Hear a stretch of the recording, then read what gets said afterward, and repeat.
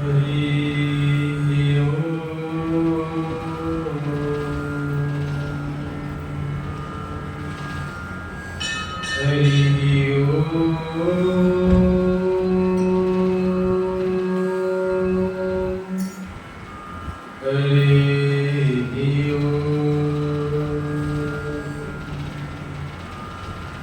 गणेशाय नमः।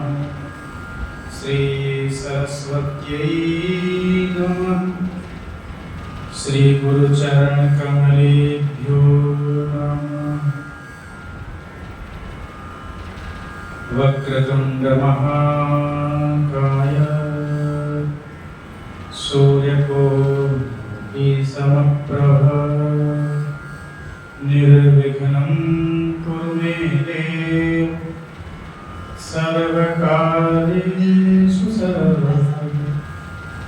ध्येयं सदा परिभवग्नं ममीष्टदोषम्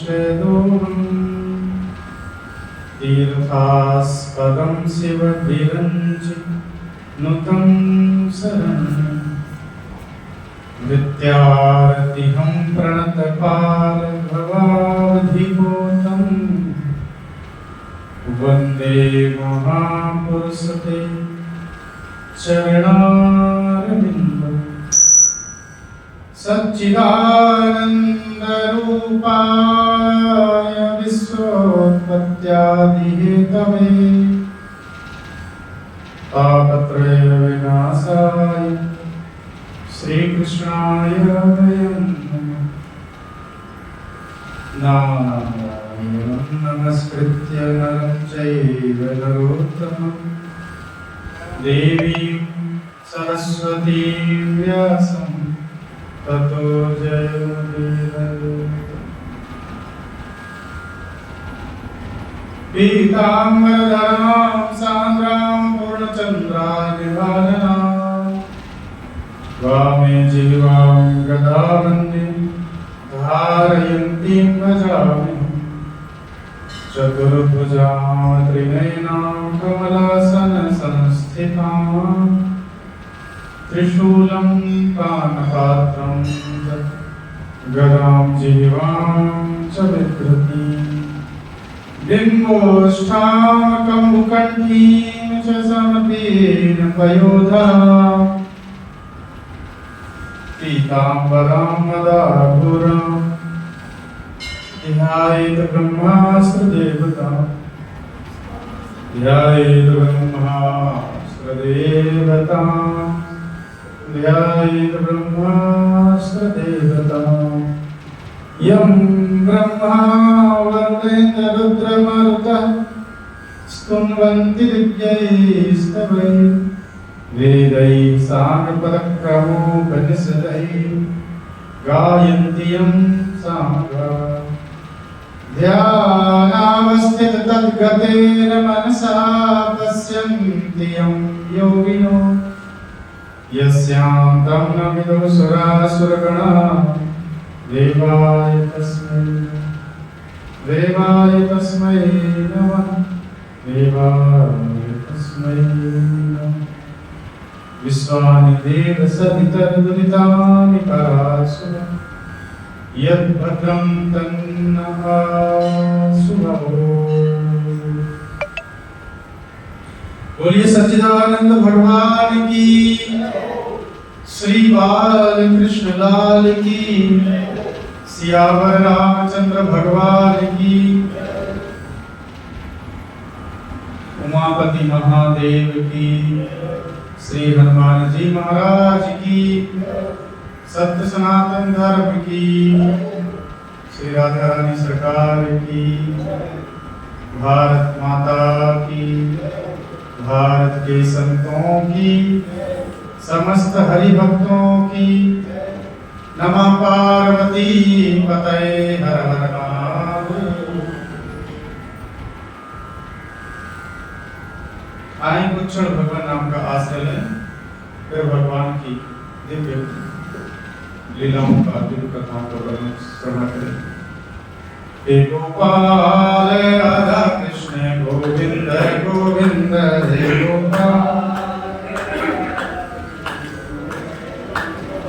हे गोपाल राधा कृष्ण गोविंद गोविंद हे गोपाल राधा कृष्ण गोविंद गोविंद कृष्ण गोविंद गोविंद कृष्ण गोविंद गोविंद कृष्ण गोविंद गोविंद कृष्ण गोविंद गोविंद हे गोपाल राधा कृष्ण गोविंद गोविंद हे गोपाल राधा कृष्ण गोविंद गोविंद कृष्ण गोविंद गोविंद कृष्ण गोविंद गोविंद कृष्ण गोविंद गोविंद कृष्ण गोविंद गोविंद कृष्ण गोविंद गोविंद कृष्ण गोविंद गोविंद कृष्ण गोविंद गोविंद कृष्ण गोविंद गोविंद हे गोपाल राधा कृष्ण गोविंद गोविंद हे नंदलाल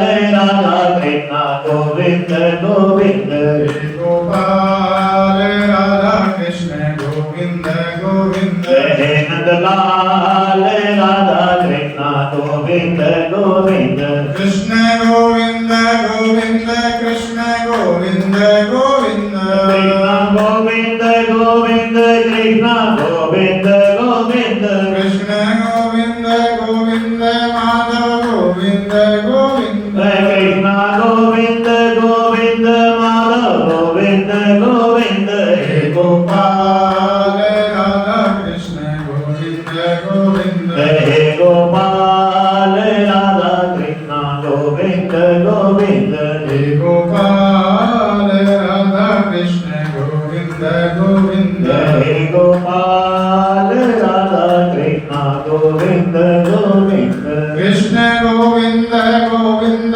कृष्ण गोविंद गोविंद कृष्ण गोविंद गोविंद कृष्ण गोविंद गोविंद कृष्ण गोविंद गोविंद कृष्ण गोविंद गोविंद कृष्ण गोविंद गोविंद कृष्ण गोविंद गोविंद हे गोपाल राधा कृष्ण गोविंद गोविंद हे नंदलाल राधा कृष्ण गोविंद गोविंद हे गोपाल राधा कृष्ण गोविंद गोविंद बोलिए सच्चिदानंद अनंत भगवान की जय।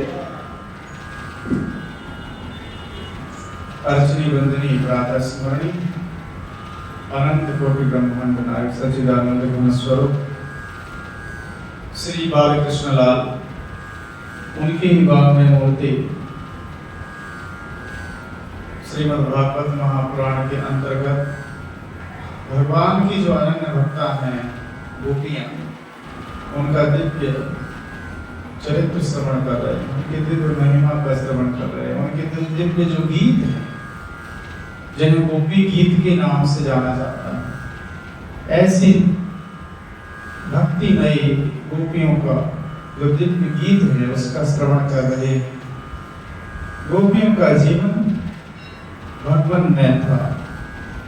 गोपियां निरंतर भगवान की आराधना करती रहती थी, भगवान का स्मरण करते रहते थे, उन्हीं का चिंतन मनन करते रहते थे। गोपी इंद्रियी श्री कृष्ण रसम पिबती स गोपी, जो प्रत्येक इंद्रियों के द्वारा भगवत रस का स्वादन करे ऐसे जीव का नाम ही गोपी है। गोपी किसी स्त्री या फिर पुरुष का नाम नहीं है, गोपी भाव का नाम है। गोपी किसी व्यक्ति का नाम नहीं, गोपी तो वृत्ति का नाम है। जब हमारी वृत्तियां भगवान में हो जाती हैं, ईश्वर में हो जाती हैं, तो हम गोपी भाव को उपलब्ध हो जाते हैं। जब हम संसार में अपनी वृत्ति को लगा देते हैं तो हम बंधन में फंसते हैं। जब हम उन्हीं वृत्तियों को समेट करके ईश्वर में लगा देते हैं, जगदीश्वर में लगा देते हैं, तो वही वृत्तियां हमें मुक्ति की ओर ले जाने वाली होती हैं। गोपियां ये कहती हैं, हे प्रभु, हे माधव, तव कथामृतम तप्त तप्त जीवनम कविभिरीडितम कल्मषापहम् श्रवणमंगलम् श्रीमदाततं भुवि गृह्णन्ति ते भूरिदा जनाः। हे प्रभु, आपकी जो ये कथा है, आपके जो विचार हैं, आपकी जो दिव्य लीलाएं हैं, आपके जो उपदेश हैं, ये हैं कैसे? तो कहते हैं तव कथामृतम्। आपकी जो कथाएं हैं ना प्रभु, वो अमृत है। अमृत अर्थात जिन्हें जीव सुन करके अमर हो जाता है, उसको बोलते हैं अमृत। जिसका सेवन करके अमर हो जाए, उसका नाम क्या है? अमृत। तो आपकी जो कथा है तो ये अमर बनाने वाली है।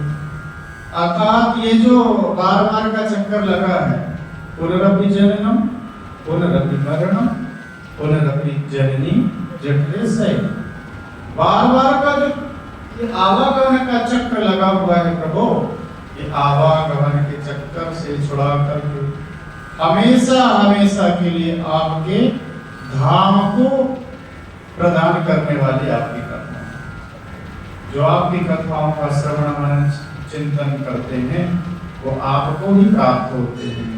और आप तो अमृत स्वरूप हैं, अमृत स्वरूप हैं। अर्थात अमृत के साथ यदि हमारा संबंध हो जाए, अमृत से हम जुड़ जाएं, तो हम भी अमर हो जाते हैं, हम भी अमर हो जाते हैं।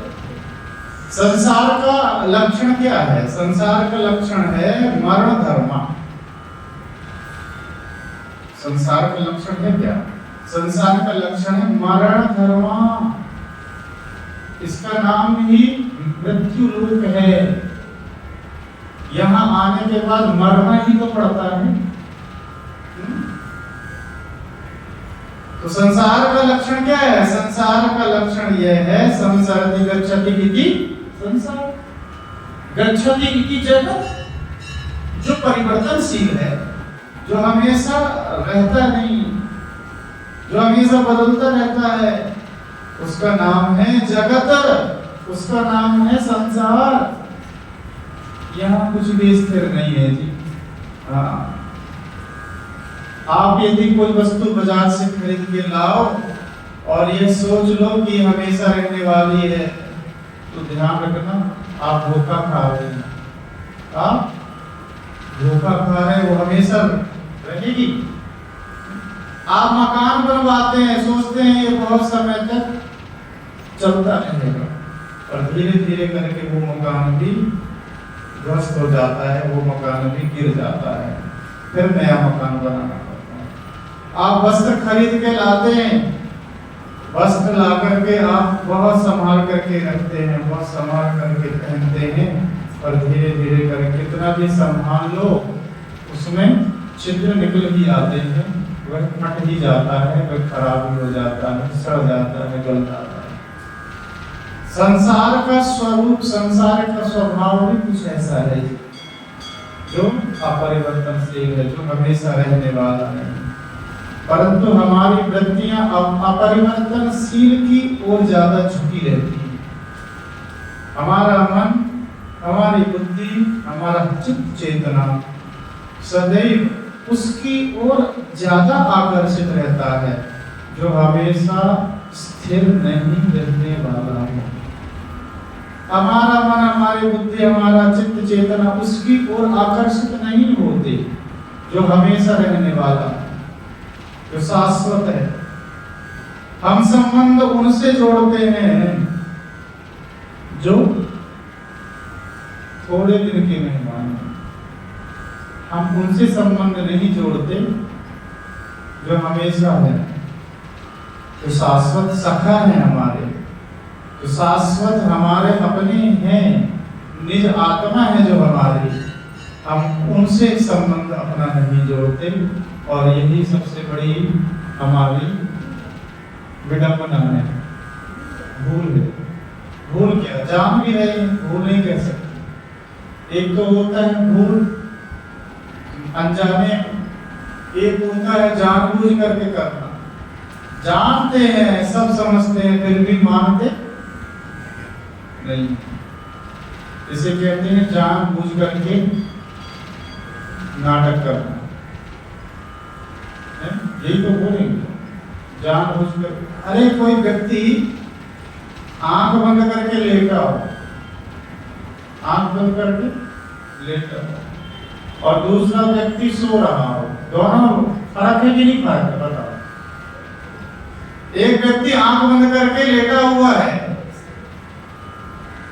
और दूसरा व्यक्ति उसी के बगल में खर्राटे बजा करके सो रहा है। दोनों की आंखें बंद है कि नहीं है, बताओ। दोनों की आंखें बंद हैं। अच्छा, कोई व्यक्ति आएगा, सबसे पहले उसको उठाए जिसकी आंखें केवल बंद है, नींद नहीं लगी। कितना भी उठाने की कोशिश करे, उठेगा वो, बताओ। अरे वो सोया ही नहीं, वो नाटक कर रहा है आंख बंद कर। कितना भी उसको हिलाएं डुलाएं, उठ जाओ उठ जाओ उठ जाओ, चलना है, वो नाटक करेगा और खर्राटे बजाने लग जाएगा, जानबूझ करके कि मैं सो रहा हूं। वस्तुतः वो सो रहा होता है, सो नहीं रहा, नाटक कर रहा हो।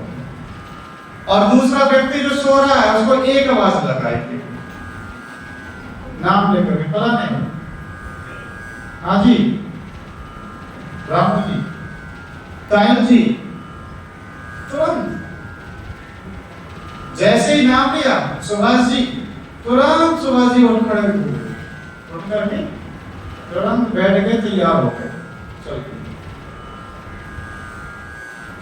तात्पर्य क्या है? तात्पर्य यह है जो जानबूझ करके नाटक करता है, जो जानबूझ करके ये अभिनय करता है कि मैं सो रहा हूँ, उसको उठाना, उसको जगाना बड़ा मुश्किल है। और जो सोया हुआ है उसको तो जगा सकते हैं, है ना?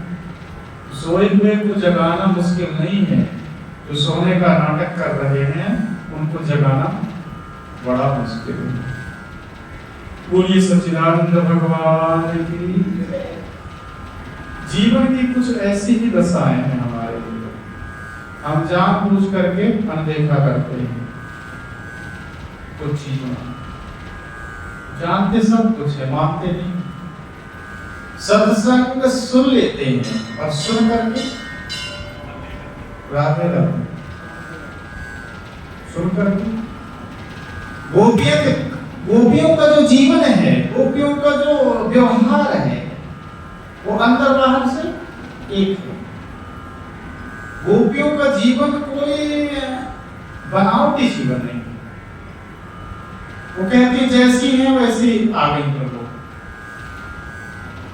वो अपने पतियों को भोजन बनाने के लिए आटा लगा रही थी, और जैसी बंसी बजी वैसे ही उसी हाथ से, हाथ धोया भी नहीं, उन्होंने श्रृंगार भी नहीं किया। गोपियां ध्यान से सुनिए, ये कोई विषयी पुरुष की कथाएं नहीं गाई जा रही। गोपियां कोई विषयी व्यक्ति नहीं थी, वो जीवन मुक्त थी।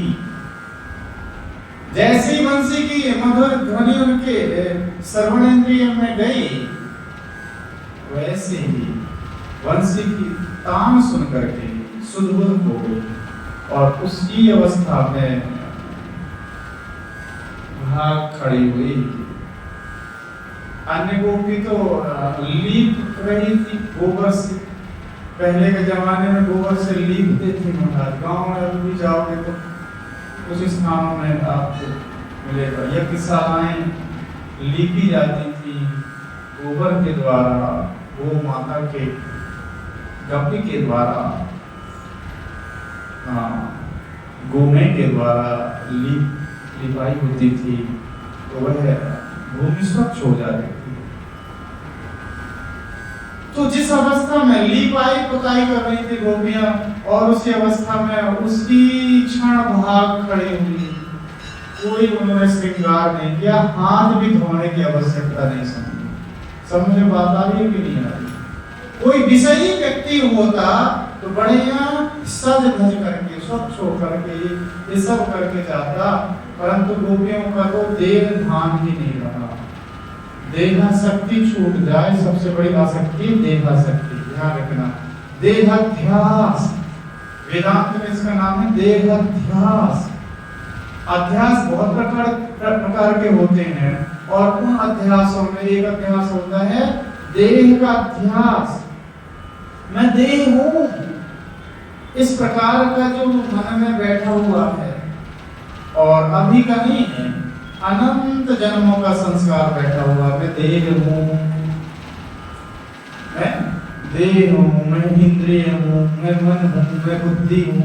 यह जो अध्यास है जन्म जन्मांतर का, यह अध्यास जल्दी छूटता नहीं है। गोपियों का जीवन देखोगे आप तो आपको पता चलेगा उनके जीवन में देहाध्यास भी नहीं था। देहाध्यास से मुक्त हो चुकी थी गोपियां, केवल और केवल भगवान की हो गई थी। इसलिए उन्होंने भगवान की मधुर वंशी को सुनकर तत्क्षण वहां से गोविंद से मिलने के लिए आतुर हो गए। गोपियां कहती हैं तब कथा अमृतम, आपकी जो कथा है प्रभु वो अमृत है। ठाकुर जी का स्वरूप स्वभाव अमृत स्वरूप है। यदि हमारा संबंध ठाकुर जी से हो जाएगा तो हमारा भी यह जो जन्म मृत्यु का चक्कर है, पुनरपि मरणम पुनरपि जननम पुनरपि जननी जठरे शयनम, ये हमेशा हमेशा के लिए इससे छुटकारा मिल जाएगा जब हम भगवान की कथा मन लगा के सुन लेंगे तब। इसलिए यह कहा गोपियों ने, हे ठाकुर जी आपकी कथा अमृत है। तप्त जीवनम, तप्ता नाम जीवनम, जो अनेक दुखों से आध्यात्मिक आदि दैविक आदि भौतिक अविद्या अस्मिता राग द्वेष अभिनिवेश जो पंचक क्लेश हैं इत्यादि जो अनेक प्रकार के कष्ट हैं, उन कष्टों से जो पीड़ित हो रहे हैं, ऐसे तप्ता नाम जीवानाम जीवनम, ऐसे जो संतप्त जीव हैं जो संसार में डूब रहे हैं, दुख भोग रहे हैं महाराज, और इस संसार से मुक्त होने की कोशिश में लगे हुए हैं, साधन में लगे हुए हैं, ऐसे जो मुमुक्षु जन हैं, मुक्तुम इच्छा मुमुक्षा, मुक्तुम इक्षु मुमुक्षु, ऐसे जो मुक्त होने की इच्छा रखने वाले जो साधक गण हैं, उनके लिए आपकी जो कथा है प्रभु वो क्या है? तप्त जीवनम।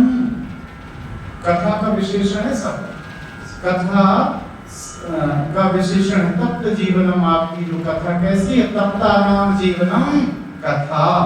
आपकी कथा क्या है?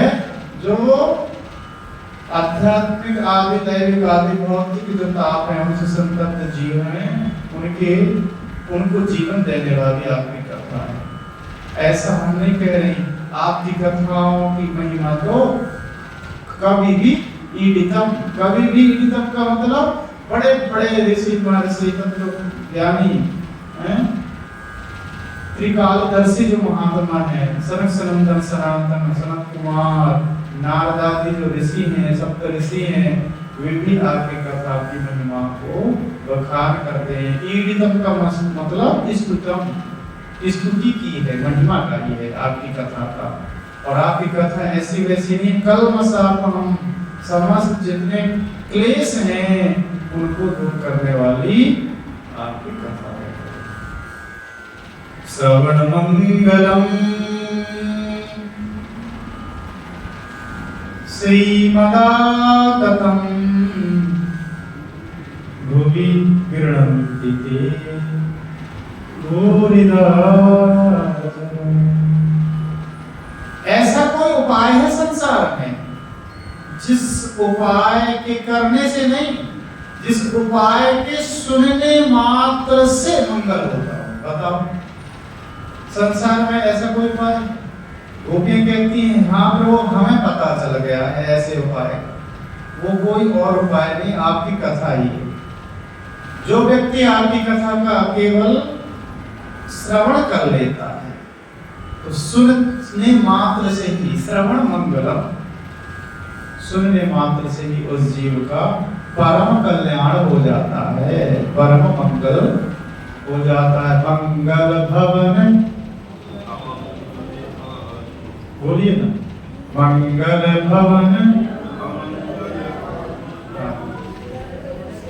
ठाकुर जी का जो नाम है, ठाकुर जी का जो स्वरूप है, ठाकुर जी का जो धाम है, वो मंगल का भवन है। भवन का मतलब घर, और अमंगल आदि। ऐसी ही इसी प्रकार से गोपियां वर्णन करते हुए कहती हैं, आपकी जो कथा है ना प्रभु, आपके जो नाम है ना भगवान, वो कैसे हैं? श्रवण मंगलम श्रीमदाततम। जो सारे संसार की वैभव संपदा चाहते हैं, जो संसार में ऐश्वर्य की प्राप्ति करना चाहते हैं, और जो परम संपदा है, ब्रह्म ज्ञान, तत्व ज्ञान, आत्मा रूपी जो परम संपदा, उसको जो प्राप्त करना चाहते हैं प्रभु, उनके लिए आपकी जो कथा है वो कैसी है? श्रीमदाततम, श्रीमद आततम माने प्राप्त कराने वाली है। श्री का मतलब संपत्ति, संपदा, परम संपदा को प्राप्त कराने वाली आपकी कथा है। आपकी कथा सुन सुन करके एक दिन ऐसा हृदय में बोध हो जाता है कि मैं ठाकुर जी से अलग नहीं हूँ। जो मैं हूँ सो तू है, जो तू है सो मैं हूँ। बसा राम मुझ में, अब मैं राम में हूँ। न एक है न दो है, सदा तू ही तू है। ये भाव प्रकट होता है जब आप भगवान की कथा सुनते हैं। स्वामी रामचंद्र जी कहते थे, स्वामी रामचंद्र कहते थे, जो तू है सो मैं हूं, जो मैं हूं सो तू है। मेरे में और आप में भेद नहीं है प्रभु।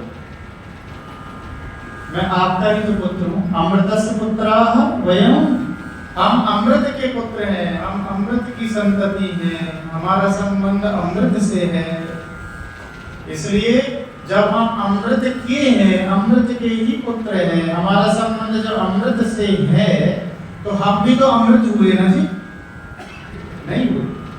बताओ, जब हमारा संबंध अमृत से है, अमृत के ही हैं हम, अमृत के लिए ही है हम, और अमृत के ही पुत्र हैं, तो अमृत ही हुए कि नहीं हुए?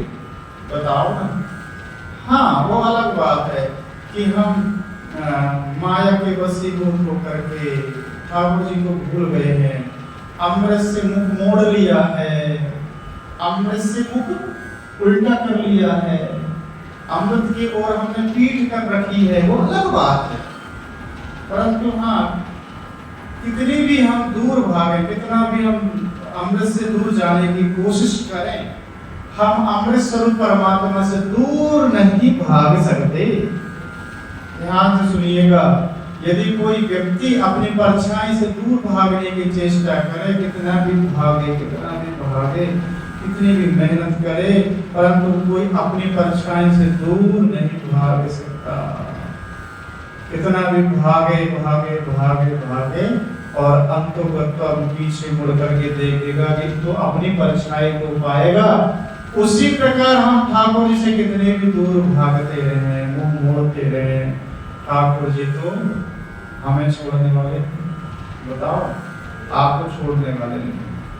जिस क्षण आपको पता चलेगा नहीं मुझसे गलती हो रही थी, मैं ठाकुर जी से मुंह मोड़ रहा था, उसी क्षण, जिस क्षण आपको पश्चाताप हुआ, जिस क्षण आपको बोध हुआ अपने स्वरूप का, उसी क्षण आप प्राप्त करेंगे, आप अनुभव करेंगे कि ठाकुर जी तो आपके हृदय में ही विराजमान है, वे आपसे जरा भी तो दूर नहीं है। गोपियां कहती हैं, हे प्रभु, आपकी जो कथा है वो सारे संसार का दुख को मिटाने वाली है। श्रीमदाततम, श्रीमद आततम, श्री संपद जीवन में जो परम संपदा है, जिस संपदा को प्राप्त करने के बाद अन्य कुछ प्राप्त करना शेष नहीं रह जाता, जिस तत्व का बोध करने के बाद और कुछ बोध करना शेष नहीं रह जाता, जिसको जानने के बाद कुछ भी जानना शेष नहीं रह जाता, वह संपत्ति सांसारिक संपत्ति नहीं हो सकती।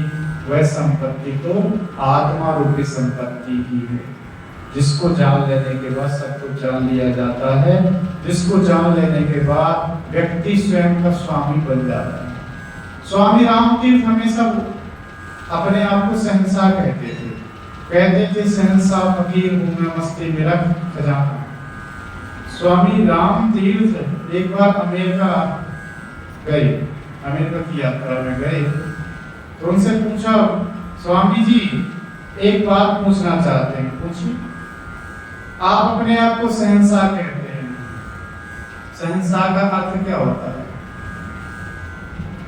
अरे हमने तो सुना है शहंशाह उसे कहते हैं जो सम्राट हो, जिसके पास भौतिकीय पदार्थ लबालब भरे हों, अनेक संपत्तियों का स्वामी हो, अनेक वस्तुओं का स्वामी हो, और आपको देखते हैं आपके पास एक ही धोती है, उसी को ऊपर लपेट लेते हैं, उसी को नीचे लपेट लेते हैं, और फिर भी आप अपने आप को शहंशाह कहते हैं। ये बात हमें अच्छी नहीं लगी। हाँ, कोई दूसरा व्यक्ति यदि कहे आपको शहंशाह तो बात उचित भी लगती है। आप अपने मुख से ही अपने आप को शहंशाह कह रहे हैं, ये कुछ अच्छा नहीं लगता है। इसका क्या रहस्य? स्वामी रामतीर्थ मुस्कुराते हुए कहे कि स्वामी वो नहीं है जो वस्तुओं का स्वामी हो, स्वामी वह है जो अपने आप का स्वामी होता है। हम महापुरुषों के नाम के आगे स्वामी लगाते हैं। स्वामी रामतीर्थ बोलते हैं, स्वामी रामतीर्थ यह कहते हैं कि स्वामी वस्तुतः वह नहीं होता है जो अनेक प्रकार की वस्तुओं का स्वामी होता है, अनेक प्रकार के व्यक्तियों का स्वामी होता है। स्वामी तो वह होता है जो अपने आप का स्वामी होता है। संसार का नियम है, यदि आप वस्तुओं के स्वामी बनने जाओगे, व्यक्तियों के स्वामी बनने जाओगे, तो स्वामी ना बन करके आप उसके गुलाम बन जाओगे। आप देख लीजिए व्यवहार में, आप किसी भी व्यक्ति के स्वामी बनोगे, वस्तु के स्वामी बनोगे। आप घर में कहते हैं देखो मैं इस घर का स्वामी हूँ, ऐसे तो बोलते हैं। श्रीमान जी तो ये कहेंगे हम घर के क्या हैं, स्वामी हैं, मालिक हैं, परंतु उनकी एक नहीं चलती महाराज। घर में तो स्वामी कोई और होता है, अपने से आप भले बोलते हैं हम घर के स्वामी हैं, परंतु आपकी एक नहीं चलती, तो क्या आप स्वामी हुए? स्वामी नहीं। एक व्यक्ति जा रहा था गाय के पीछे पीछे दौड़ते हुए, गाय आगे आगे दौड़ती जा रही थी, व्यक्ति पीछे पीछे भागते हुए उसके पीछे पीछे जा रहा था। सड़क से वहां से संत गुजरे और संत ने देखा ये क्या है, ये तो व्यक्ति गाय के पीछे पीछे भागता जा रहा है। उन्होंने उस व्यक्ति को रोक करके कहा, अरे भाई तू क्यों भाग रहा है गाय के पीछे पीछे? उस व्यक्ति ने यह कहा, स्वामी जी मैं क्या करूं, ये गाय भाग रही है, इस गाय का मालिक मैं हूँ, इस गाय का स्वामी मैं हूँ, ये मेरी गाय है और ये भाग रही है, इसलिए मैं इसको पकड़ने के लिए भाग रहा हूँ। उस महापुरुषों में मुस्कुराते हुए जोर से ठहाका लगा करके हंसे और बोले तू झूठ बोल रहा है। नहीं स्वामी जी मैं सही बोल रहा हूँ, मैं इस गाय का मालिक हूँ, मैं इस गाय का स्वामी हूँ, मैं इसको पकड़ने के लिए इसके पीछे पीछे भाग रहा हूँ, परेशान। उन महापुरुषों ने कहा तू झूठ बोल रहा है, तू गाय का स्वामी नहीं हो सकता। अरे स्वामी का लक्षण क्या है? स्वामी आगे आगे चलता है और सेवक, बताओ। स्वामी आगे आगे चलता है और सेवक पीछे पीछे चलता है, यहाँ तो उल्टा हो रहा है। अरे जो स्वामी है वो पीछे पीछे भागा चला जा रहा है, इसका मतलब ही यह है तुम सच्चे स्वामी नहीं। संसार की कोई भी वस्तुओं के यदि आप स्वामी बनने चलोगे तो आप स्वामी न बन करके उसके गुलाम बन जाओगे, सेवक बन जाओगे। आप कहते मेरे घर में इतने सारे नौकर हैं महाराज, मैं इनका बोलो, मैं इनका स्वामी हूं, ऐसी तो मेरी फैक्ट्रियां चल रही है, इतने नौकर मेरे अंडर काम कर रहे हैं, मैं इनका स्वामी हूं।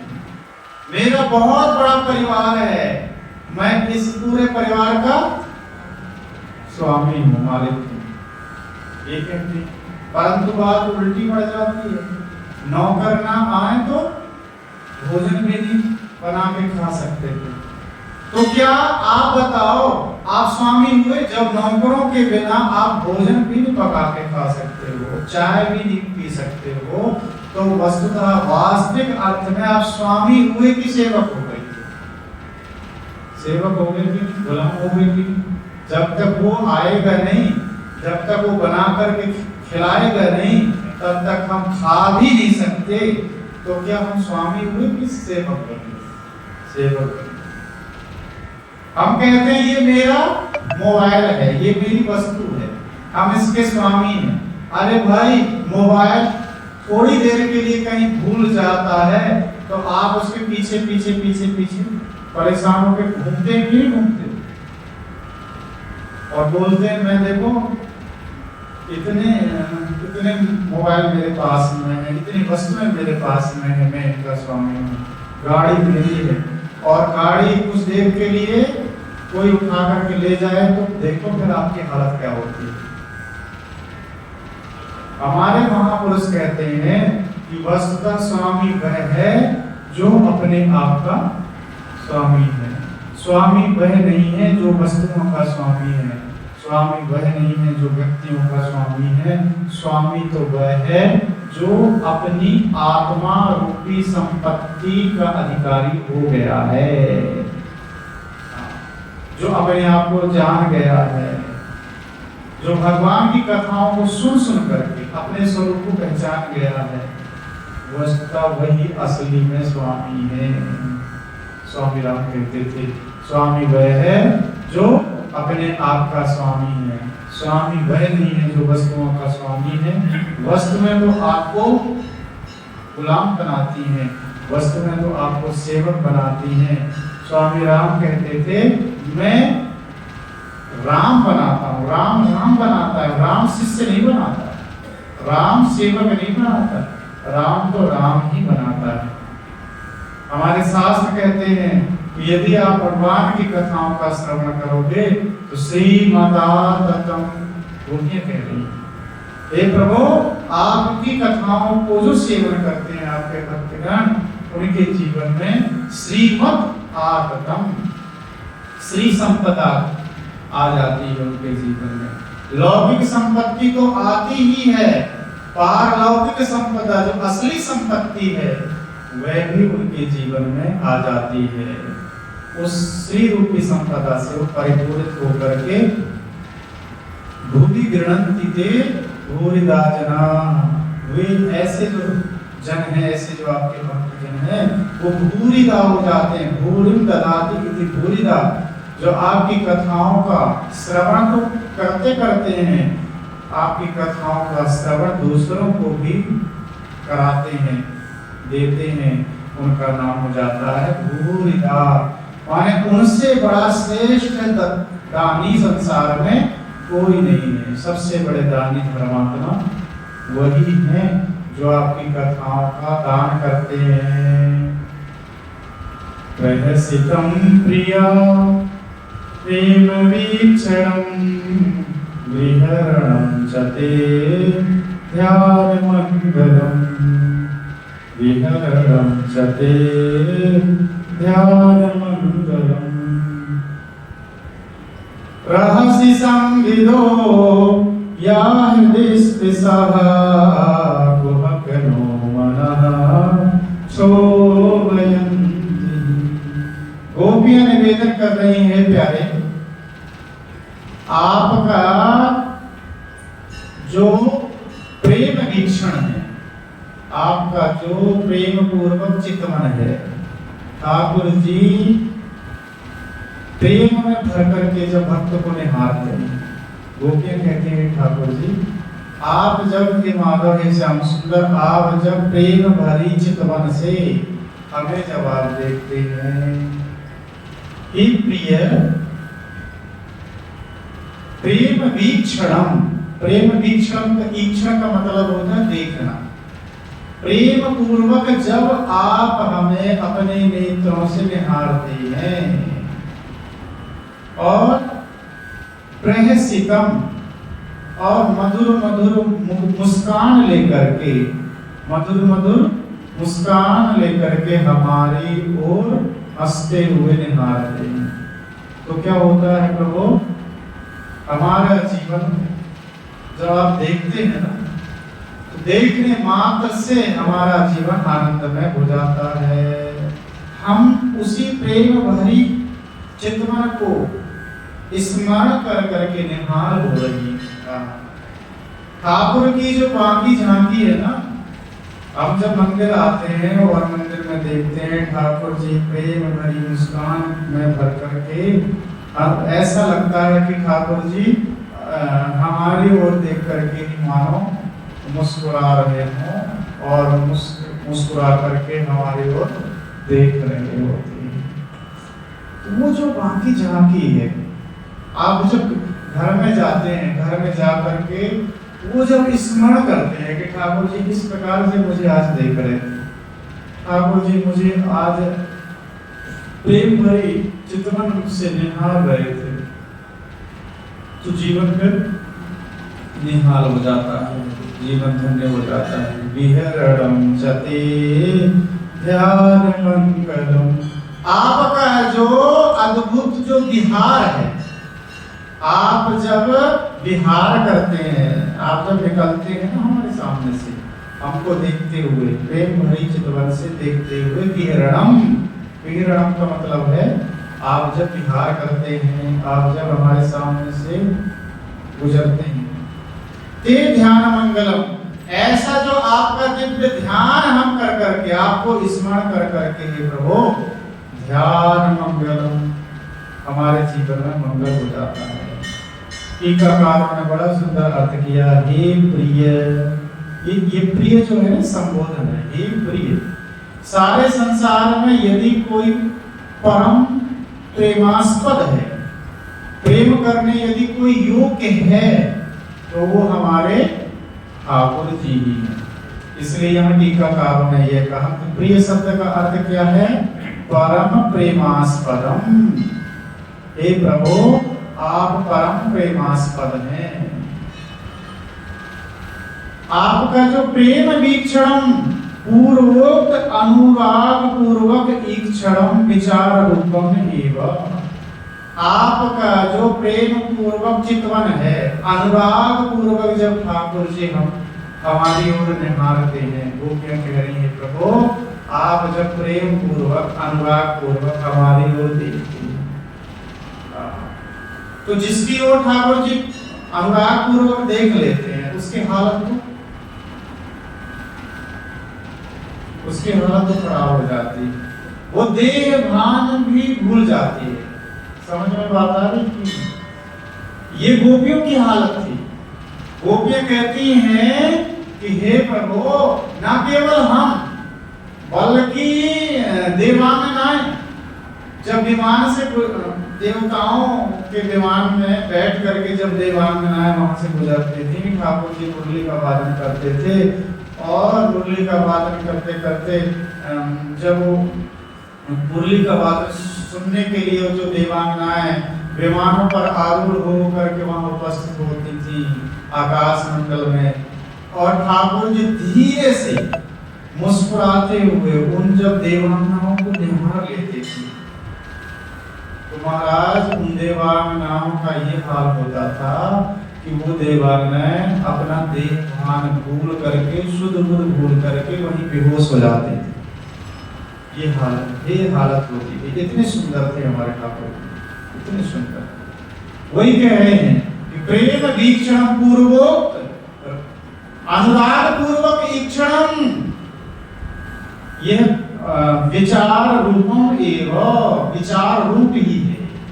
अर्थात जब हम मंदिर जाते हैं, मंदिर जाकर के ठाकुर जी को देखते हैं और देख करके यह देखते हैं कि ठाकुर जी मधुर मुस्कान से हमारे ओर आ रहे हैं, फिर यह जो निहारना है, इस निहारती हुई छवि को हम हृदय में धारण करके हम जब घर जाएं और घर में जा करके हम वही छवि, वही रूप और वही सब कुछ हम विचार करें, तो कहते हैं यह जो विचार है, यह विचार हमारा कल्याण कर देने वाला है।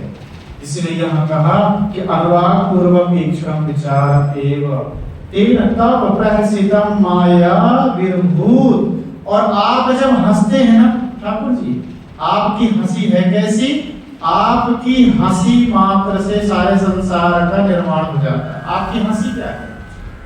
ठाकुर जी जब मुस्कुराते हैं ना, ये ठाकुर जी का जो मुस्कुराना है ये और कोई नहीं, ये माया है। हाँ, माया, माया जो संसार में जो माया है, ये माया ही भगवान की, ठाकुर जी की हंसी है, मुस्कान है।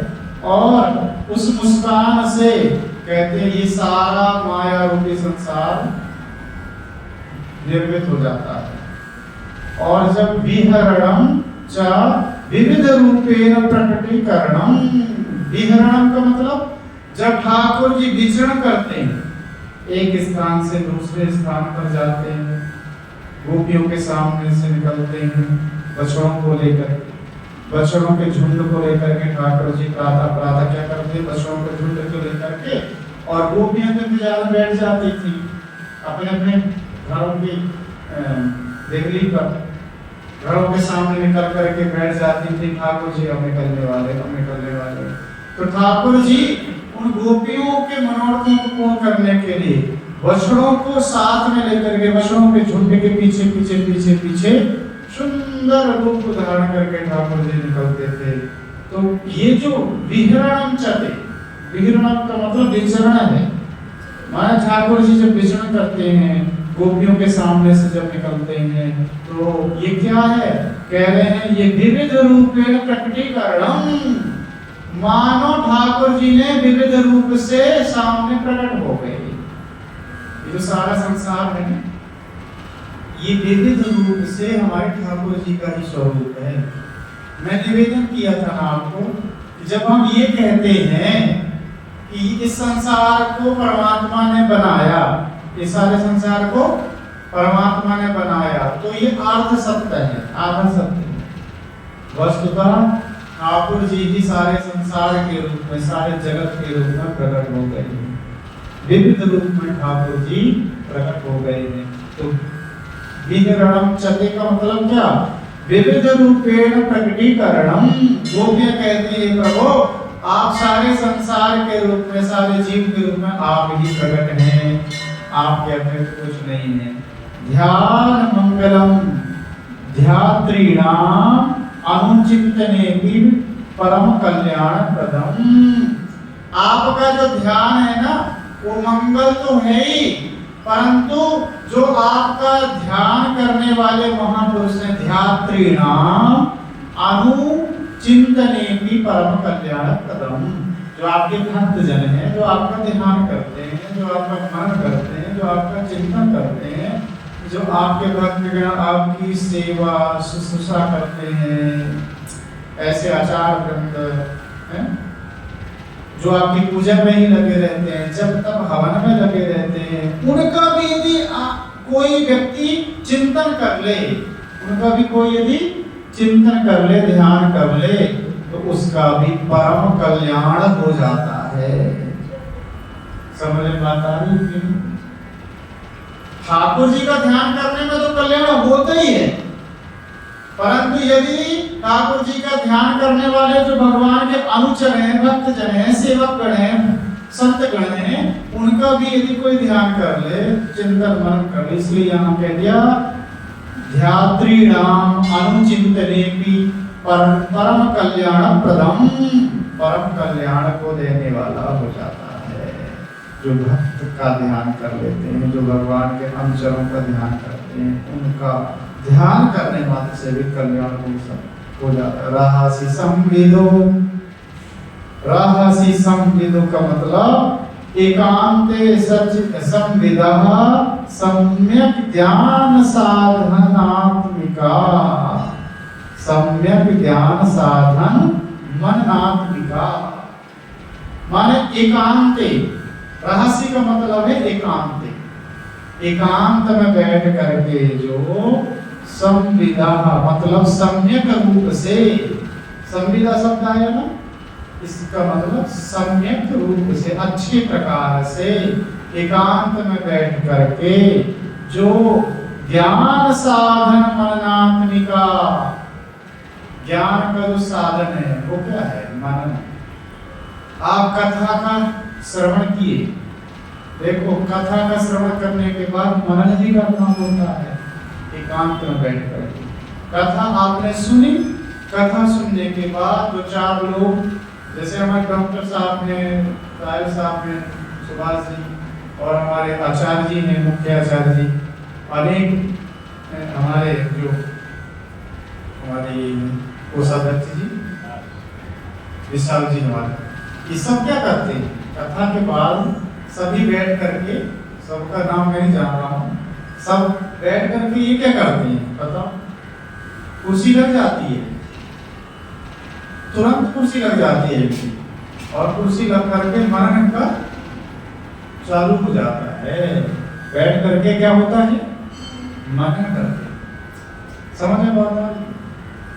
जो आपने सुना है उसमें विचार भी करना है, मनन करना है, आपस में मनन करना है, चिंतन करना है। क्या आप आज कुछ ऐसी बात महाराज जी ने बताई जो स्मरण करने लायक हो? तो मनन करना होता है। दो चार लोग बैठ करके, 6 लोग बैठ करके मनन करना है। फिर मनन करने के बाद अंत में एक निचोड़ निकलेगा, है ना? उसको जाकर के अकेले में बैठ करके चिंतन करना, इसका नाम क्या है?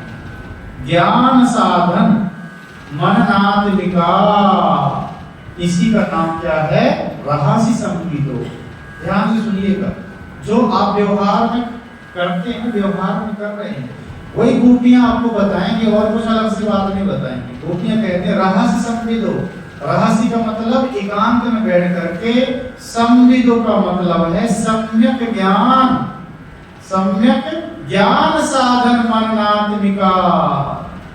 मनन इत्यादि जो साधन है उनका बार बार क्या करना? अवलोकन करना, विचार करना। हृदय स्पृशः, हृदय स्पृशः का मतलब, हृदय मतलब अंतःकरणे, अनुभावकाः, अंतःकरण में बार बार उस परमात्मा के तत्व का बार बार मनन इत्यादि साधनों के द्वारा अनुभव करना। ठीक है? उससे क्या होगा? उससे होगा परम कल्याण। हे कुहक, हे कुहक शब्द आया, कुहक नो मनः शोभयन्ति ही, संबोधन किया कि हे संसार प्रपंच, संसार प्रपंच लक्षण इंद्रजाल कारिण। ये जो संसार रूपी प्रपंच है, 25 विस्तार से प्रपंच बना है, माने ये जो विस्तार दिखाई पड़ रहा है, ये क्या है? ये कह रहे हैं, गोपियां कह रही हैं, हे संसार रूपी प्रपंच को बनाने वाले ऐन्द्रजालिक। इंद्रजाल नाम सुना है कभी? इंद्रजाल, इंद्रजाल कहते हैं जादू का, जादू का नाम है इंद्रजाल। हाँ, जिस प्रकार इंद्रदेव है, इंद्रदेव अनेक प्रकार की माया मिला करके जो नहीं है उसको प्रकट कर देते हैं। उसी प्रकार से हमारे ठाकुर जी कुछ जो है ही नहीं, जो हो नहीं सकता, उसको भी अपनी माया के द्वारा सब कुछ प्रकट कर देते हैं।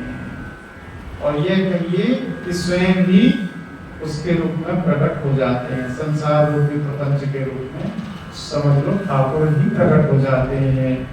तो यह जो संसार रूपी प्रपंच इंद्र जाल कारण है, ये सब कुछ बनाने वाले हमारे ठाकुर जी हैं। ही यस्मात् चेतवेन्द्र जालम न अस्माकं मनः चेतांसि क्षोभयन्ति व्याकुलयन्ति। वो भी कह रही है ठाकुर जी, वस्तुतः ये जाल, इस इंद्र जाल को आपने बनाया है, परंतु आपका अनुग्रह इतना है हमारे ऊपर कि यह माया रूपी प्रपंच होने के बाद भी ये हमको क्षोभ नहीं पहुंचाता, ये हमारा कुछ नहीं बिगाड़ सकता। इसलिए नहीं बिगाड़ सकता क्योंकि हमने आपकी जो कथा है उसका आश्रय नहीं रखा है। तब कथामृतम तप्त जीवनम कविभिरीडितम कल्मषापहम। शुरू से पाठ करेंगे। जयतिकेदिकं जन्मना प्रजः श्रयत इंद्रिया सस्वदत्रयी। जयतिकेदिकं जयति दृश्यता दिक्षुतावका श्रयिता सभास्तां विचिन्वते। सरदुदासये साधुजात सत् सरसिजोदरा श्रीमुषाविषा। सुरतनाथ ते शुल्कनासिका वरदनिघ्नतो नेरं वदः। विषजलाप्यया व्याघ्रराक्षसा वर्षमालिका वैद्युता नरा। विस्मयात्मजा विश्वतो भया वृषभते वयं रक्षितामो। न खलु नंदनो भवानखिलदेहिना मन्तरात्मवित् विक्रमसाधितो विश्वगुप्तये सखदेवा सात्वतां पुरे।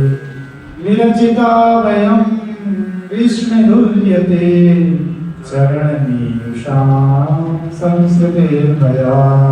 करसरोरुहं कान्तकामदं शिरसि देहिनः शेखराग्रं। व्रजजनातिहं वीरयोषितां निजजनस्मया वंशनस्मिता। वत्सखे भव किङ्करेस्मनो जलरूपायनं चारुदर्शय। प्रणतदेहिनां पापकर्षणं प्रणचरामुखं सेनकीर्तनं। परिपरार्पितं ते पदाम्बुजं किणुकुचे सुनः वृन्दिभिक्षयो। मधुरया गिरा वल्गुवाक्यया बुधमनोज्ञया पुष्करेक्षणम्। इति गरीमा वीरमुह्यति हृदहसि गुणा प्यायस्वरं। तव कथामृतं तप्तजीवनं कलिभिरीडितं कल्मषापहं। श्रवणमङ्गलं श्रीमदाततं भुवि गृह्णन्ति ते भूरिदा जना। रहसितं प्रिया प्रेमवीक्षणं बृहदं च ते ध्यानमङ्गलं। रहसि संविदो यालविस्पृशः कुहकनो मनः चोदयन्ति। चलसि यद्रजा चारयन् पशु नलिनसुन्दरं नादते पदं। कलिलतां शिलतृणाकुरैः सीदतीतिनः कलिलतां मनः कान्तगच्छति। दिनः परीक्षये नीलकुन्तलये वनरुहारणं बिभ्रदावृतं। घनरजस्वलं दर्शयन् मुहुः मनसि न स्मरं वेरयच्छसि। प्रणतकामदं तद्मजाजितं धरणिमण्डनं ध्येयमापदि। चरणपङ्कजं सन्तमं च ते रमणस्तने स्वर्पयादिनं।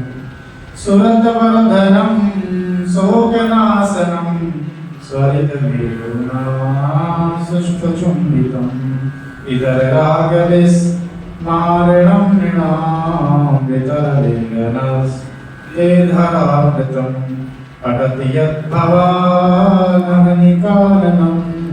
त्रुटिर्युगायते त्वामकस्यताम् कुटिलकुन्तलं श्रीमुखं च ते जगदीक्षतां पक्षमकृदृशाम् अतिसुतान्वय भ्रातृबान्धव नतिविलम्बय किञ्चिता कथा गतिविरस्तव गीतमोहिता हितयोषिता कस्तजन्यसि रहसि संविदं गच्छयोदयं रहसिताननं प्रेमवीक्षणं वेदुरहस्यो वीक्षणामते मुहूर्तिस्पृहा विह्यते मना व्रजवनौकसा व्यक्तिरङ्गते व्रजनहन्त्रलं विश्वमङ्गलं त्यजवनाशनस्त्वत्स्पृहात्मना स्वजननिर्दुजां यन्निषोदनं यत्ते सुजातचरणां गुरुहं स्तनेषु गीतासनैः प्रियदधि महि कर्कशेषु